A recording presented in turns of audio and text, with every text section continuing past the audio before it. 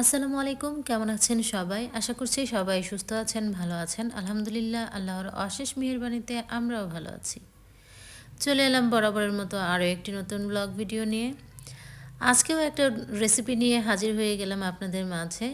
রেসিপিটা হচ্ছে গরুর মাংসের ভুনা। গরুর মাংস আমি কিভাবে ভুনা করি সেটাই আপনাদের সাথে শেয়ার করছি। যেহেতু রান্না করছি তাই ভাবলাম আপনাদের সাথে একটু শেয়ার করি।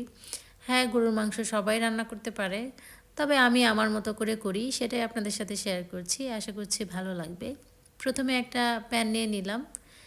এখানে হচ্ছে তেল দিয়ে দিলাম পরিমাণ মতো। আমি যেহেতু মাংসের পরিমাণটা একটু বেশি রেখেছি, তো একটু বেশি বেশি রান্না করব, তাই তেলটাও একটু বেশি করে দিয়ে দিলাম। এখন এটাতে পেঁয়াজ কুচি, এরপর দারচিনি, এলাচ, গোলমরিচ, তেজপাতা এগুলো নিয়ে নিয়েছি। এখন পেঁয়াজটা একটু ভেজে নেব। পেঁয়াজটা হালকা ভেজে এরপর হচ্ছে দারচিনি, এলাচ, তেজপাতা এগুলো দিয়েও আরও একটু নাড়াচাড়া করে নেব। এটা হচ্ছে শুক্রবারের একটা ব্লগ। ভেবেছিলাম পুরো সারা দিনের আমার জার্নিটা, সারাদিন কিভাবে কাটালাম শুক্রবারটা, সেটাই আপনাদের সাথে শেয়ার করব, কিন্তু আসলে হয়ে ওঠেনি। আমার ফোনেও একটু প্রবলেম, আর তাছাড়া আমিও একটু অসুস্থ, তাই আর বেশি পরিশ্রম করতে পারলাম না। তো ভয়েস দেওয়া, এরপর হচ্ছে এডিটিং করা একটু ঝামেলা হয়ে যায় অসুস্থ শরীর নিয়ে।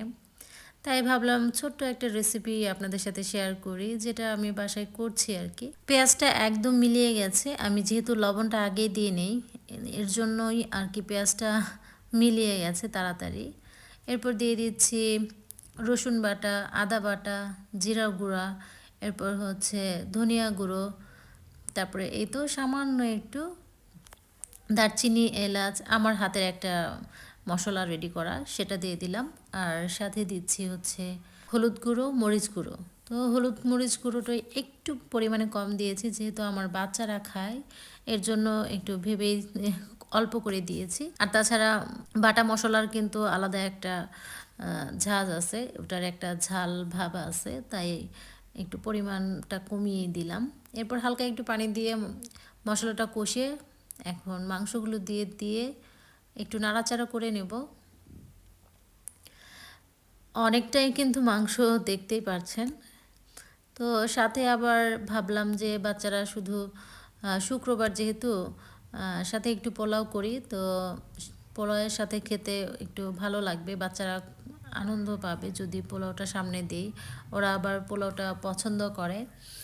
আর এই তো আলু তো মাস্ট বি দিতেই হবে। আলু আলু না দিলে তো আমার বাচ্চাদের মাংস খাওয়াই হবে না। দেখতেই পাচ্ছেন কি পরিমাণে আলু দিয়েছি আমি, মাংসের থেকে আলুর পরিমাণ একটু বেশি। এদিকটায় হচ্ছে পোলাও রান্না বসিয়ে দেব, এটা আমি গ্যাসের চুলায় করে নিচ্ছি। আর মাংসর তরকারিটা হচ্ছে ইলেকট্রিক ওভেনে দিয়েছি। চালগুলো আমি ধুয়ে একদম ছেঁকে রেখে দিয়েছিলাম, ওইগুলোই এখন একটু দিয়ে দিচ্ছি। তো আমার মাংসটা একবার কষানো হয়ে গেছে, এটা আর একটু নাড়াচাড়া করব, নাড়াচাড়া করে এরপর হচ্ছে পরিমাণ মতো পানি দিয়ে দেব, পানি দিয়ে আরও একবার কষিয়ে নেব। তো কষানো হলে এরপর বেশি না, নামিয়ে নেব, মাত্র সিদ্ধ হওয়া মাত্র আর কি নামিয়ে নেব। আর এদিকটায় দেখছেন পোলাওটা খুবই ঝরঝরে হয়ে গেছে। আমি অনেকক্ষণ যাবৎ এটা নাড়াচাড়া করছিলাম, যতক্ষণ পর্যন্ত এটা ঝরঝরে না হচ্ছিল।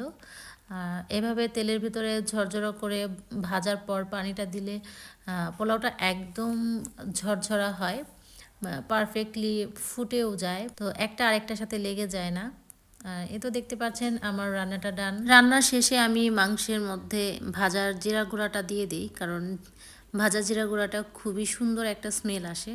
তো আজকে এই পর্যন্তই, সবাই ভালো থাকবেন, আল্লাহ হাফেজ।